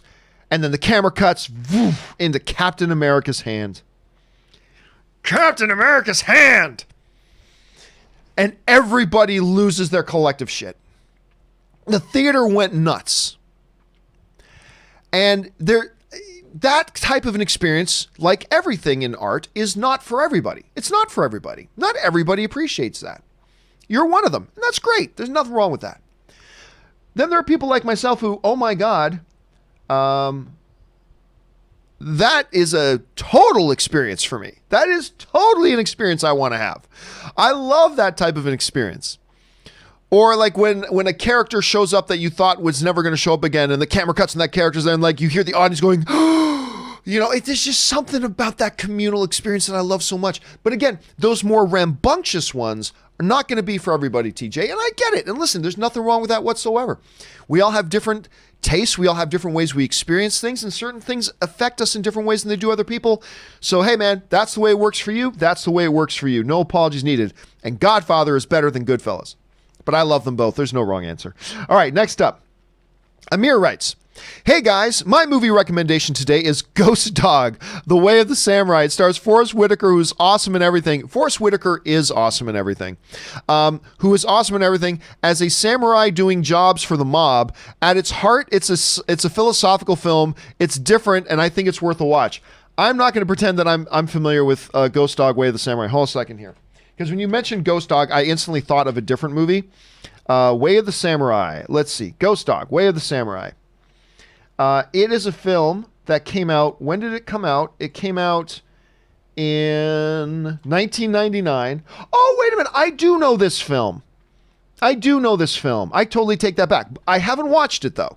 The synopsis for it reads, Ghost Dog, Forrest Whitaker, is a contract killer, a master of his trade who can whirl a gun at warp speed and moves through the world like a phantom, stealthy and evanescent. In the spirit of the samurai, he has pledged his loyalty to a small-time mobster named Louis, played by John Tormey, who saved his life once. Okay. Actually, that sounds kind of interesting. I'm totally familiar with this movie. I just never did see it. Thanks for putting that on the radar, though, Amir. Appreciate that. All right, next up. The Sock writes, if alien life was discovered, do you think movies would then make violence involving aliens R-rated material because they, well, this is a huge theoretical and hypothetical, because they wouldn't just be fictional anymore, or maybe even ban it from further production as not to insult them? Wow. I can honestly say in all the years that I've done this, I've never had that question before. The root of this is, of course, the fact that we've talked a lot about that in a lot of movies, you can get away with unspeakable violence in a PG-13 movie if the unspeakable violence is done against robots. So, for instance, in a Transformers movie, you can have Optimus Prime taking a giant sword and cutting off the head of a Decepticon, or splitting a Decepticon straight down the middle, having their bodies sliced apart. You can get away with that because it's a fictional character. It's a CGI animated robot. Same with aliens. You can blow away and murder as many aliens as you want in a movie. So, and still get PG-13. But if we discovered actual aliens, would that change? Society is a funny thing, the Sock. I'm going to guess probably yes. It would probably change a lot of things, not just the way we rate our movies. All right, Emad writes, with the current spike in piracy, do you think we'll see a large portion of those new pirators get acclimated to that approach and continue pirating beyond the pandemic? I mean, I don't know. We talked, of course, on the John Campea Show yesterday about how piracy numbers have gone up by like 40 to 60%, depending on the country that you're in, during the pandemic. I think there's a number of contributing factors to that. I think the biggest factor is that more people are just at home and looking for something to watch. I think that's the biggest factor. Another big factor is it's way easier to pirate a movie that's being streamed. It is way easier to pirate that. So that's a big thing too. I think, though, like I said, I think the biggest contributing factor is that everybody's just stuck at home and everybody's bored and blah, blah, blah. I do think, but also when the lockdown's done, a lot of these movies are going to be going back to the theaters again. That will make it more difficult for piracy and all that kind of stuff. So it really all depends on how things unfold once the lockdown is done, Emad. It's a good question, though. 50 Shades of Geek writes, John, you skipped one of my questions yesterday. I answered a lot of your questions yesterday, or should I say Earth 2, John did. It was the question itself inappropriate. It was an honest slip up. Since I did get to a number of your questions, I don't know which one we're talking about, 50 Shades. Sorry about that. By the way, 50 Shades, just so you know, if that happens, the best thing to do is not to send in another super chat. Save yourself the $5. Just email me, john@thejohncampeashow.com. That's the best thing to do there. Anyway, Henri Mertens writes, have you seen American Animals yet? Yes. It's one of two films distributed by MoviePass, LOL. Still a great heist drama based on true events with interviews from the real people. Coincidentally, the events happened in my hometown. Oh, really? It was released on my birthday. Yeah, I dig it. It's, you know what? It is a nice little movie. Unlike that other one they put out, that John Travolta one. Unlike that one. It was, MoviePass, sorry to go off on a sidetrack here, but man, MoviePass, it was such a great idea that was doomed from the start because it basically had a criminal business model, right? If MoviePass had launched, And then them trying to diversify by making their own movies that their own things can... that one was a fool's errand. But if MoviePass had launched with a realistic business model, but look, everybody forgets, the MoviePass business model was that of extortion. That was their business model. Their business model was, let's price our service at a cost that we can never sustain. $10 a month for unlimited movies, right? That was a cost they could never sustain. And they knew they could never sustain it because their real strategy that they didn't advertise was, we're going to blackmail the movie theaters. So here was their business strategy. Let's give this incredibly cheap price point that we can never survive with and get as many people signed up as possible. Let's sign up millions of people. Now, once we get those millions of people signed up, let's use our subscribers as leverage, as blackmail leverage, as extortion leverage against the movie theaters and the movie studios. Let's go to AMC theaters and say, oh, you know what, AMC? You should probably give us a percentage of your concession stand money. Because it would be a shame if all these millions of moviegoers, if we suddenly told them, you know what, MoviePass subscribers can't use your MoviePass at AMC theaters. You should go down the road to the Cinemark, or you should go down the road to Regal, or you should go down the road to Landmark. It would be a real shame, AMC theaters, if we had to do that. Extortion. And then they started extorting the movie studios. It's like, you know what, Universal, we noticed you got this movie opening up on this particular weekend. You should probably pay us some sponsorship money to promote your movie, because it would be a real shame if your competitor who's got a movie opening up on the same weekend, if they gave us their sponsorship and we start advertising their movie, and we didn't let our millions of subscribers pick your movie to go to that weekend. And they did that once. It was the weekend that Jennifer Lawrence's Red Sparrow came out, and Bruce Willis's, why do I keep freezing the name of the Bruce Willis, who's the remake, Death Wish. And Bruce Willis's Death Wish came out. Death Wish bought some sponsorship on MoviePass so that when you open your MoviePass app, there was an ad for Death Wish. Nothing wrong with that. That's business. Nothing wrong with that. Advertising, marketing, that's business. Nothing wrong with that. But here's where it got really greasy. Perfectly fine that Death Wish bought marketing space and ad sponsorship on MoviePass to promote their movie. Nothing wrong with that. But it just so happened magically that the other movie opening that weekend, Red Sparrow, guess what? I went to my AMC theater and opened up my MoviePass app to go buy my Red Sparrow. And guess what was the one movie that MoviePass wouldn't let me get a movie ticket for? Red Sparrow. Or Sparrow. Or Red. Whatever the name of the Jennifer Lawrence movie was. Now I'm forgetting the name of it. But anyway, that was the one movie that was just opening on the same weekend as another movie that MoviePass got some sponsorship money from, and all of a sudden we couldn't use our MoviePass to go see that Jennifer Lawrence film. Not that the movie was all that good, it wasn't, but still the principle, it's just such, and I know I'm getting sidetracked here, but it will always be such a cautionary tale that when your whole business plan is extortion, that's your business plan, not good things are going to happen. Not good things are going to happen. Anyway, Darklock63 writes, recommendation for Sunday, 3 May 2020, Food Network Buddy versus Duff Star Wars cake competition at Star Wars Galaxy's Edge. What's this? Food Network Buddy. I'm not familiar with who Buddy is, versus Duff, who is the Bake King guy. Star Wars cake competition, Star Wars.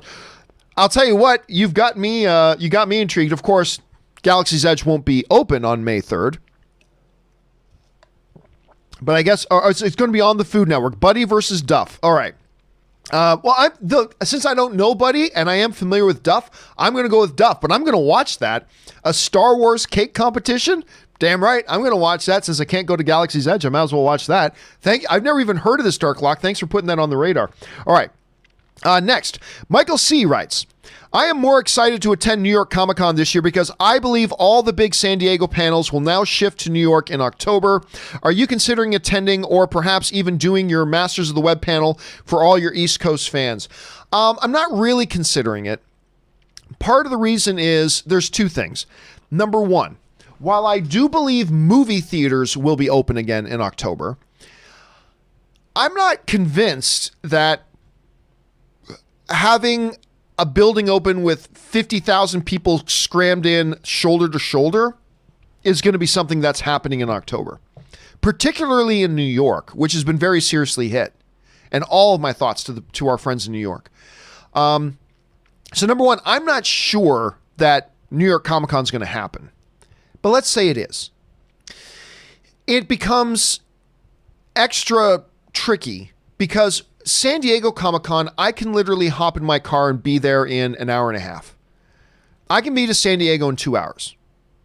I can get in my car right now. It's 10:12. I can be there in time for lunch. I can be in San Diego in time for lunch. Just hop in the car, drive there. No big deal. And then I can drive back. I can carry all my stuff with me. I can bring all the gear that I need to bring to still do my show from San Diego and all that kind of stuff. New York, I got to fly out there. I got to get hotels. I got to eat. I can't bring my stuff with me. That makes it difficult. So I'm not sure. So if New York City Comic-Con does happen, I don't know. I've always wanted to go to New York Comic-Con. I've never been. And I've always wanted to go. But it's just expensive. And it's an expensive endeavor. Because on top of all the other expenses of hotel and everything like that, you also have to add on top of that travel, which adds another like $700, $800 to the price tag. Plus, I can't travel there in my car and bring all my gear with me, so that makes it extra hard. I don't know, I consider it, but here's the other problem too. I don't know that I could even get a panel at New York Comic Con because I get my panel at San Diego Comic Con. They actually reach out to me every year. Are you doing your panel this year? Because I have a regular thing there. I've never done a panel at New York Comic Con, so I don't even know that I'd be able to do it. So I don't know. We'll see. But I've always wanted to go. I have always wanted to go to New York Comic Con. It's apparently getting better and better every year. All right, Christian, but I have my doubts it's actually going to happen this year. Christian 34 writes, hey, John and Rob, hope all is good. Yesterday you were talking about catalog movies when the theaters open. Great idea, but it's not easy to get permission to show old movies. I book movies for a cinema, and believe me, old movies are hard to get. Stay safe. Yes, under normal circumstances, that's true. But under these circumstances, I believe it's going to be actually quite easy because I believe the studios are going to partner with the movie theaters to get these out. And I believe the studios are going to let the theaters do it for free because the studios need people coming back to the movie theaters.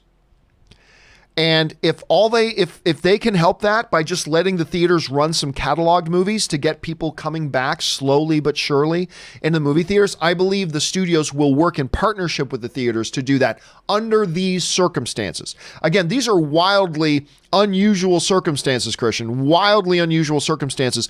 But I believe in these wildly unusual circumstances, I do believe we're going to see that the studios will work with the theaters to get some catalog stuff on the screen and get people back into the movie theaters. Probably even let them do it for free because it's in their own best interest. So we'll see how that all works out. All right. Donaldo Martinez writes, I finally watched Hero. Oh, sorry. This was a super chat from last night's. I did a play-in chat last night where I was playing poker. So these were all super chats that I already answered. I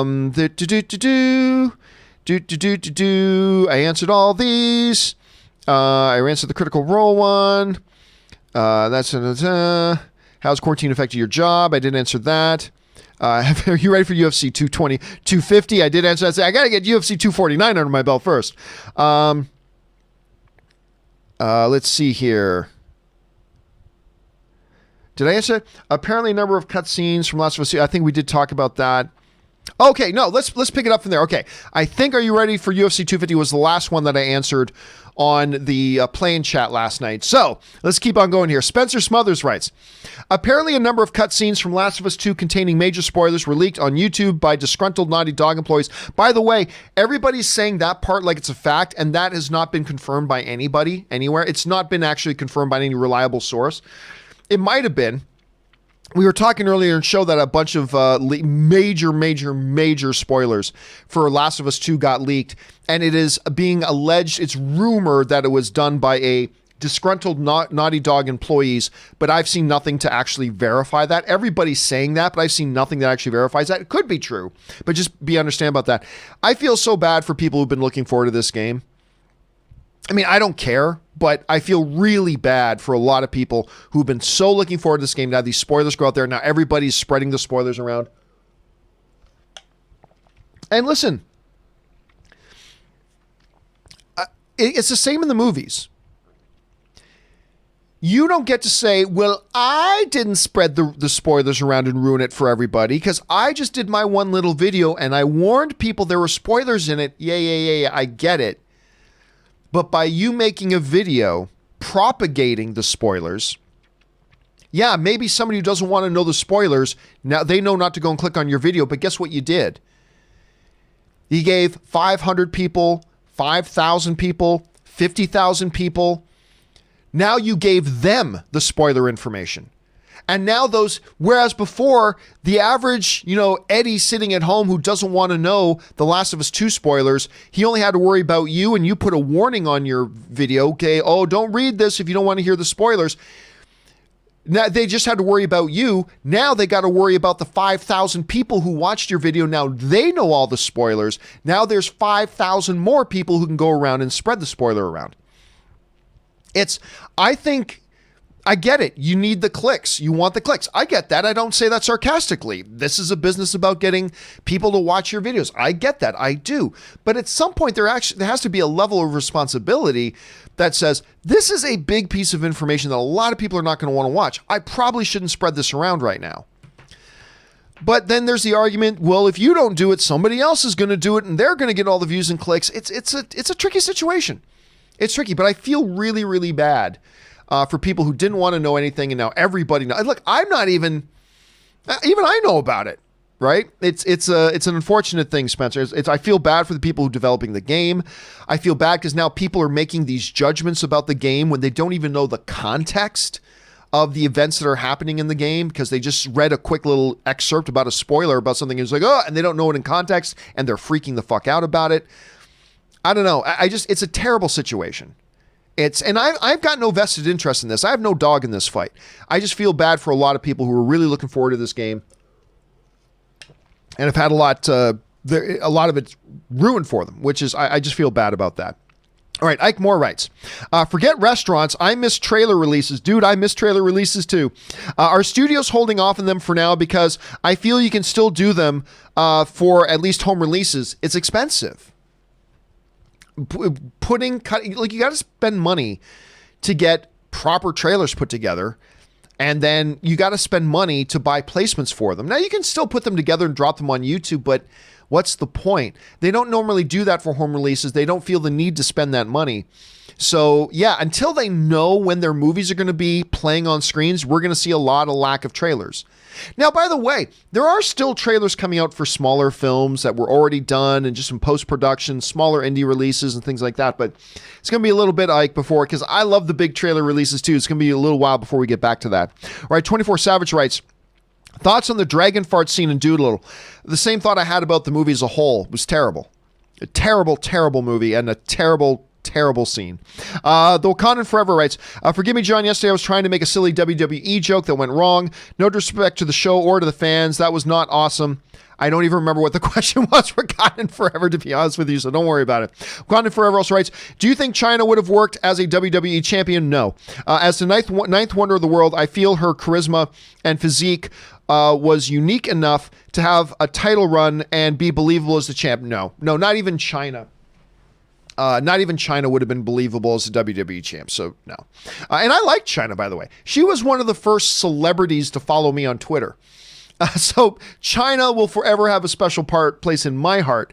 But no, she never would have worked as WWE. Never would have gone over as WWE champion. She was I believe they did a fluke thing where she was the Intercontinental champion for a moment, I think. Anyway, Wakanda Forever writes, Brock Lesnar and Ronda Rousey became champions of both UFC and WWE.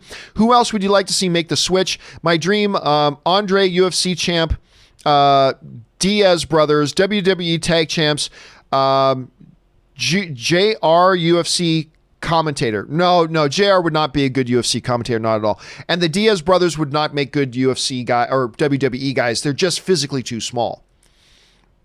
You got to have some. You don't have to be the biggest guy in the world to be in the WWE. But you got to have something there. The Diaz brothers, who are two of the baddest dudes on the planet, but they just don't have the physique to go in and be in WWE. So no, I don't think that would be a crossover that would work personally. I don't think that would be a crossover that would work. Cain Velasquez has a kind of body that can do it, and maybe he will. He's already kind of, tested the waters of it a little bit, but I don't think the Diaz brothers would be right for that. All right, Michael Mauricio writes, anything worth watching from South by Southwest on Prime Video? I haven't really checked it out myself, unfortunately. I think the whole idea of them moving the film festival on the Prime was a great idea, but I haven't really checked that out myself at this point. Wakanda Forever also writes, who is the greatest wrestling mind of all time? Ladies and gentlemen, my name is Paul Heyman. A great documentary of the WWE, WCW, and ECW era. Thanks again, everyone. Stay safe and have a nice day. The greatest wrestling mind of all time is Vince McMahon. He changed the industry and he built wrestling to being what it was. When you look at what wrestling was back in the day, like little regional things, and he turned it into a monster empire, the greatest wrestling mind of all time. It's not popular, but it's true, is Vince McMahon. Zaya writes, my number one guilty pleasure movie is Transformers Dark of the Moon.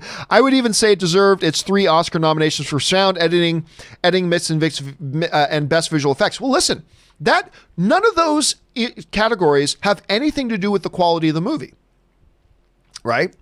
Those are individual disciplines. That's why people go, why did Suicide Squad win an Oscar? Because in its category, the category it was nominated for, which I believe was hair and makeup? I think it was hair and makeup. It was either hair and makeup or costume design. I'm going to go with hair and makeup. But in that year, the people of the hair and makeup people in the division didn't care about the overall quality of the movie. They cared about that one specific thing, and that was best, so they won it. I have no qualms with a movie like Transformers Dark of the Moon, which I thought was a terrible movie, but getting a couple of those technical category nominations, I have no qualms with that whatsoever, because there's a lot of the stuff in the different disciplines that it did really, really well. All right, Jared's Reviews writes, bring on the filthy hoodies, no zip pullover. Oh yeah. Oh no, the ordered one. Sorry, I forgot. You ordered one of the Bring on the Filthy hoodie pullovers. Thank you, Jared's Reviews. I appreciate you picking that up. All right, Santos Henderson writes, Endgame had to be the best movie experience of my life. Portal still gives me chills. I just wish I had the same crowd. I had at the theater. Dude, I'm telling you what. We were just talking about that. And again, that type of experience isn't for everybody. TJ Lynn wrote in a little bit earlier, talked about how that experience really wasn't for him. He doesn't like having a lot of noise, but Santos, you and me both, I love being in these types of movies. And Endgame is just a good extreme example of it, where you have this incredible audience response, and to just be there and be a part of it is so great and so wonderful. And I forget how many times I saw Endgame in theaters, but every time the audience was rowdy and having a good time, and it just adds to it.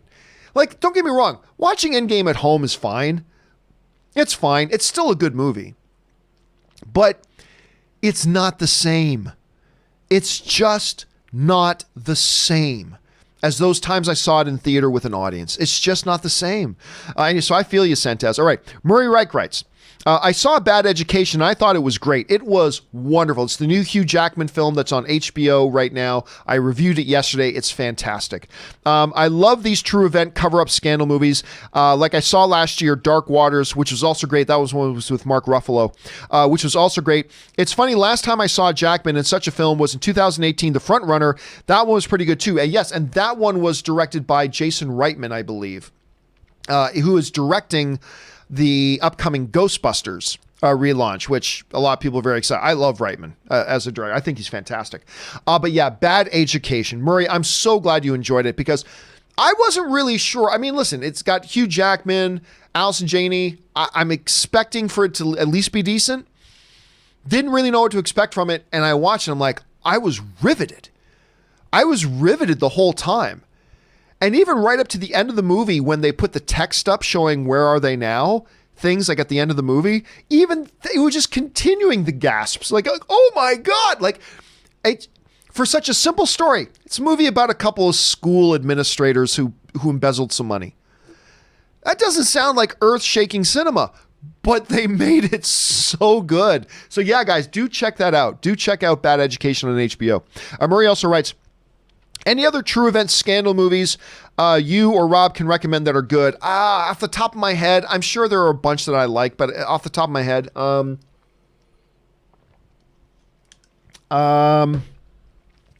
gosh, JFK by Oliver Stone. That's what. Look, a lot of good true event movies I love, and probably a lot in the last couple of years. I just can't pull it off the top of my head. But I'm glad you're recommending Bad Education. Murray Reich also writes, I also saw Extraction, and I thought it was pretty good. I think the only reason why I loved it was because of Chris Hemsworth badass killing mofo left and right. Otherwise, the rest of the film is just okay, but I'll take it. I feel the same way. Well, listen, the action scenes in Extraction, which is the Netflix film, which I think it's a bad movie to me. It's a bad film, but great action. The action is top notch.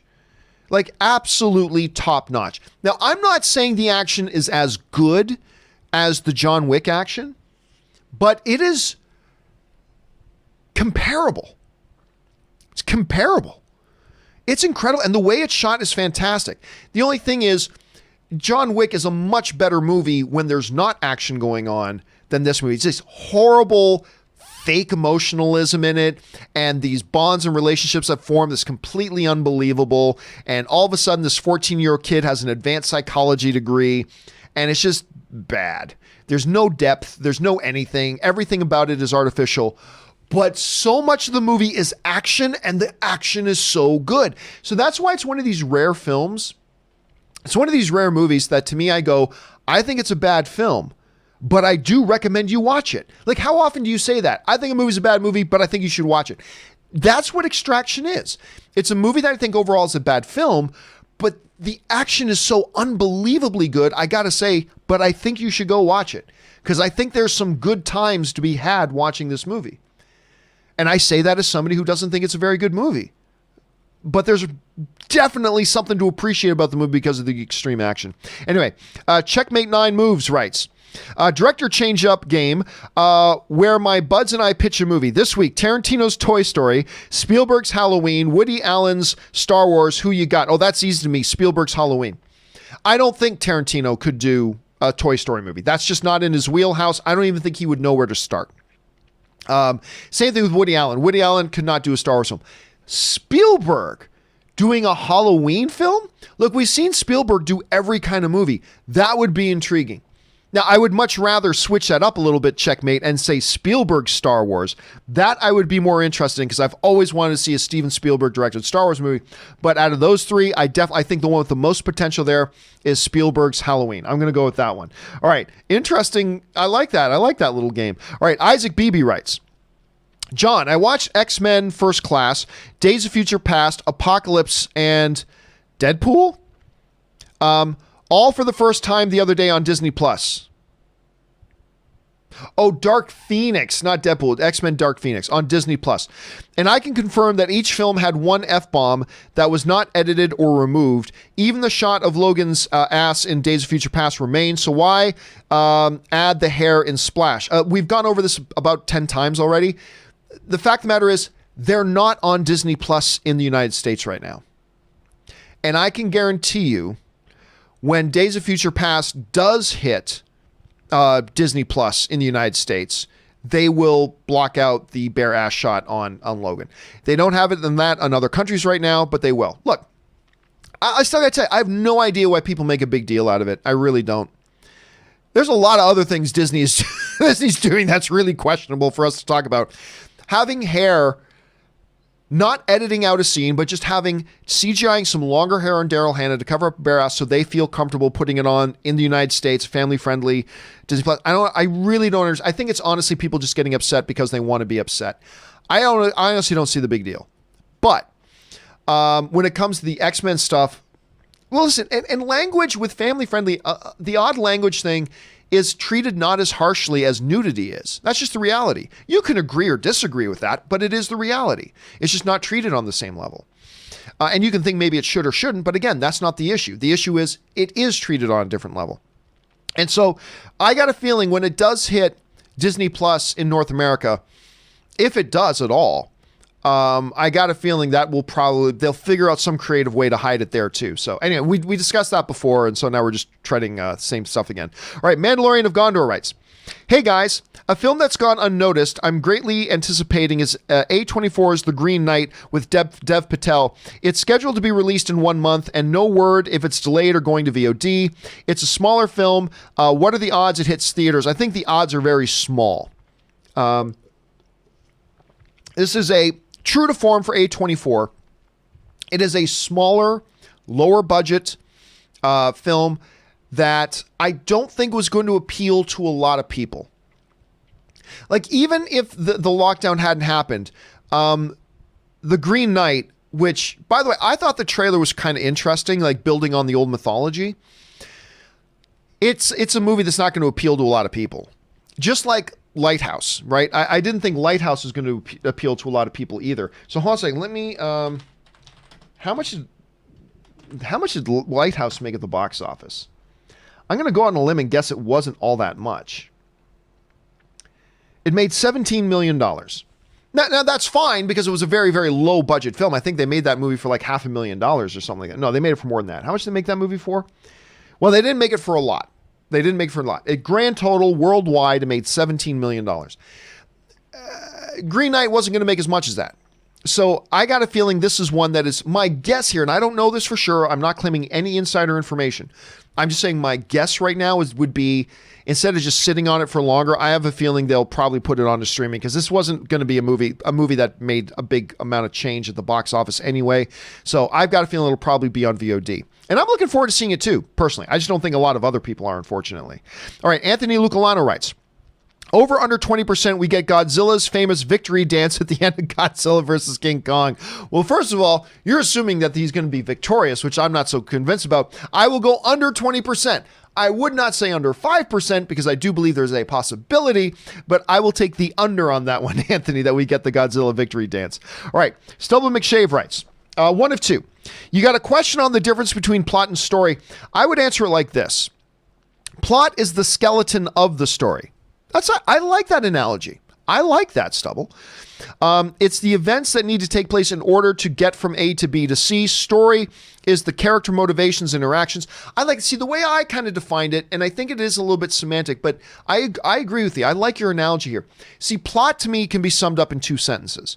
Story is something you can sum up in a couple of paragraphs.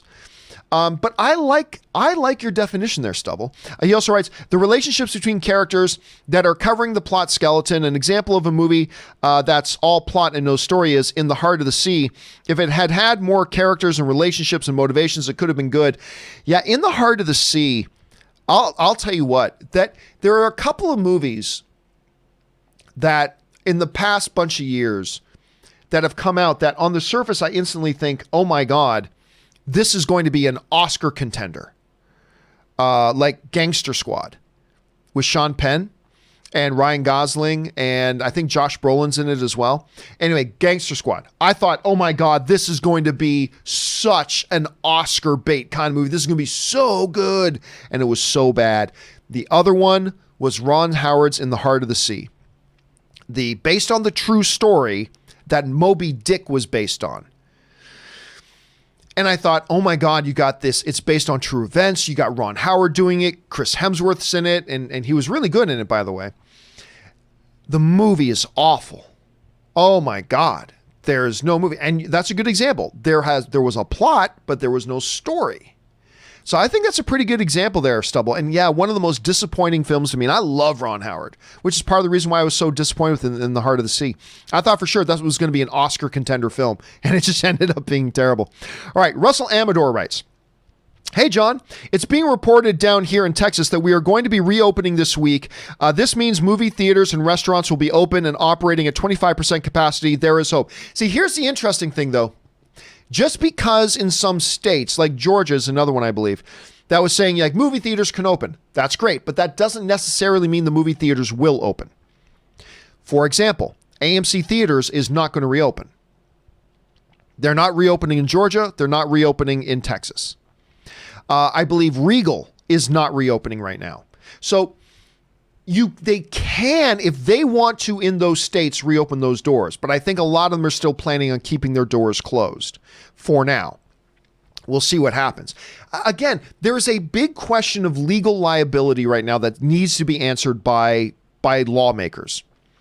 Because one of the things that movie theater chains are desperately afraid of right now is if we open our doors again, if we open our movie theater again, and let's say a patron comes in and they get COVID-19 from another patron or whatever, are we liable for that? Can that person who caught COVID-19 at our theater, even though it wasn't our fault, it was somebody else who came, whatever, can we be legally liable for that? And can we be sued for that? That is something right now that movie theater chains and their legal departments and lawmakers are desperately trying to figure out, because that creates a very, very dangerous situation for the movie theaters. So, yeah, just because things are allowed to open right now, I don't know that a lot of things, particularly movie theaters specifically, are going to open right now, but we'll see. But you're right. It is at least a sign of light at the end of the tunnel. Kind of like when I went to the store the other day and there was lots of toilet paper on the shelves. Yay, just a little sign that there might be some light at the end of the tunnel, which is always a good thing. All right. Nerd Talk writes, a couple of movie recommendations, both Bette Midler movies, since she is one of my favorite actresses. She's delightful. Beaches and For the Boys. Thoughts? I'm actually not a big fan of For the Boys, although I know a lot of people like that movie. That's great. That one doesn't work for me so much, but I love Beaches. I love Beaches. I think Beaches is a beautiful film, you know? And it's not just because Wind Beneath My Wings, it comes from that movie. It's not even just because of that, although it's beautiful. It is a beautiful movie that is emotionally powerful. The ending is fantastic. I love Beaches. It is one of those films that would be categorized as a chick flick, but I don't care about the label. It's a wonderful movie. Emotionally powerful, moving, great character development. The relationship between the two leads is fantastic, and I love it. I love that movie. Again, not so big on For the Boys, but I do love Beaches. All right, D.A. Miller writes, hello, John. My list of 70s movies that you should watch: Outlaw Josie Wales, Young Frankenstein, American Graffiti, of course, the film that put George Lucas on the map. Well, I mean, his short film is what put him on the map, but American Graffiti put him on the map with the wider audiences. Enter the Dragon, Animal House, The Sting, My Guilty Pleasure, Corvette Summer, and Meatballs. Okay, Corvette Summer. I love Meatballs. I watched that so much when I was a kid. I probably shouldn't have been watching it, but I watched that movie so much as a kid. I rented the VHS of Meatballs so damn much. Now it's been a while since I've watched Meatballs. You got some great classics on there, man. Animal House, obviously, The Sting, American Graffiti. And by the way, when you go back and watch American Graffiti, and I know there are still a lot of people today who have never watched American Graffiti, but it's George Lucas prior to Star Wars. American Graffiti is what allowed him to get Star Wars made at all. But you'd be surprised when you go back and see who's in it.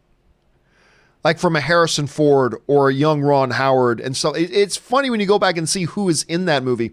But yeah, I think American Graffiti is great. I think American Graffiti is a really, really good one. Of course, Outlaw Josie Wales, Young Frankenstein, these are all classics too. But I'm really glad you mentioned American Graffiti, because when people talk George Lucas, they just never seem to bring up American Graffiti, and they should. All right, Diamond Dog's Puppy writes, hey, John, in your opinion, between Alec Baldwin, Harrison Ford, Ben Affleck, and John Krasinski, which actor was your favorite Jack Ryan portrayal? Also, what is your favorite Jack Ryan film? We'll take John Krasinski out of it because, I mean, he's got to be in multiple episodes. He got to play it over many episodes. Let's just stick with the movie once for now. The best Jack Ryan film to me is still Hunt for Red October. Now I love Patriot Games. I love Clear and Present Danger. I even like the Ben Affleck, Morgan Freeman one. I even like that one.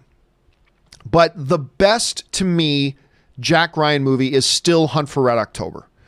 That movie stands up. That's a movie you can show to somebody for the first time today and it totally stands up. Sam Neill is so great in it. I would have liked to have seen Montana. It's just, so good. So good. But I'll say my favorite Jack Ryan is Harrison Ford. Again, his portrayal in both Clear and Present Danger and Patriot Games, so on the nose. Alec Baldwin was great in Hunt for Red October, don't get me wrong. But my favorite Jack Ryan is Harrison Ford. My favorite Jack Ryan movie, though, is Hunt for Red October. All right, John Martin writes, Grand Budapest Hotel got its Criterion Collection release. Yes, it did. Got its Criterion Collection release. A great movie. Have you seen it? And where does it rank in your favorite Wes Anderson movies? I like Grand Budapest Hotel very much. I think it's actually great. It's got it's quick and witty, and it's got all the Wes Anderson personality to it. I don't know that it ranks in my top 3 or 4, though. I don't know that it ranks in my top 3 or 4.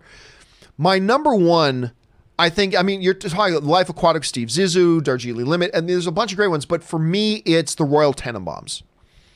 There's just something about Royal Tenenbaums that I find all of his movies are quirky, but there's just something about that really kind of epitomizes his style. And I mean, the collection of cast, which again is kind of stereotypical for his movies, but the collection of cast, the wittiness of it, the quick pace of it, the quirkiness of it. I don't know. For me, it's Royal Tenenbaums. But yes, Grand Budapest Hotel is wonderful. Mason writes, can I get a birthday shout out? I'm turning 30 today and it's my 5th year anniversary as a fan. Hashtag stay filthy and thank you for being an amazing YouTube sensation in my opinion. Well, thank you so much for that, Mason. It's always nice when people want to write and say something nice. And happy birthday to you, sir. May you, 1, have a fantastic day. And number 2, may you have a triumphant year ahead of you filled with glorious victory. I hope you have a good one. And dude, thanks so much for watching the stuff for as long as you have. I really, really appreciate that. And again, happy birthday to you. So I hope that in the midst of the lockdown, you're at least able to get together with 1 or 2 close friends or loved ones today to celebrate. If not, celebrate a little bit later as you enjoy the rest of the year. So have a good one, Mason, and thanks for writing that in, man. All right. Just have time for a couple more here, guys. Raymond Verrata writes, since you love movie musicals, I'd like to recommend Lost Horizon 1973. I'm not familiar with that one. Based on the James Hilton book about Shangri-La, it features timeless music by Burt, ladies and gentlemen, Burt Bacharach. Living Together and Question Me and Answer. Not well loved enough, but great music. I do not think I'm familiar with this one. Now watch me pull it up and go, oh, I do know this one, but I don't think I know this one. What's it called again? A Lost Horizon. IMDb. All right. I'm looking at the 19. Oh, so there was an original one? No, that's the plane crash. So there's a 1937 movie called Lost Horizon as well. Let's see this one. No, I'm not familiar with this one. While escaping war-torn China, a group of Europeans crash in the Himalayas. Oh, maybe it is based on that. Where they are rescued and taken to the mysterious Valley of the Blue Moon, Shangri-La. I always think of the Flintstones. So is it based on the 1937 one? A plane crash delivers a group of people to seclude. Okay, so the 1973 one is a remake of Frank Carpa's 1937 one. See, I'm learning new stuff every day. So let me see if I can bring this up here. So yeah, we've got the 1937 version. A bunch of plane crash bringing it to Shangri-La. And then we've got the 1973 version, which is clearly a remake of it. So interesting stuff. I'm learning new stuff every day, and I wasn't even familiar with it. I might have to check that out at some point, Raymond. Thanks for pointing that out, man. Okay, next up, Daniel Hinoja writes, watch JFK 1990. We were just talking about JFK. JFK 1999. What a masterpiece in editing. Well, actually, it won the Academy Award for Best Editing. It won several, at least a couple of Academy Awards, but editing was one of the Academy Awards it won. It was also nominated for Best Picture. Oliver Stone was nominated for Best Director. I'm trying to remember the other. I believe it won 2 Oscars, and I'm trying to remember the name of the other one that it won. But I remember it won the Academy Award for Best Editing. It's a wonderful movie, and yes, tremendously edited film, an Academy Award winner, as a matter of fact. All right. Latin Shark 956 writes, John, you should check out a video game called Poker Night 2. It may be a good game to stream. I'm always down for a good poker game. Of course, I was streaming playing World Series of Poker online last night. I'll probably do that again. I had a good time doing that. It was pretty fun. It's nice and chill and relaxed, and it's easy to talk and answer questions in between hands. So it's a really good game for that. But Poker Night 2, you know what? Let me bring this up here. Let me take a second and go la la la. Poker Night 2 game. Oops, I accidentally typed fame.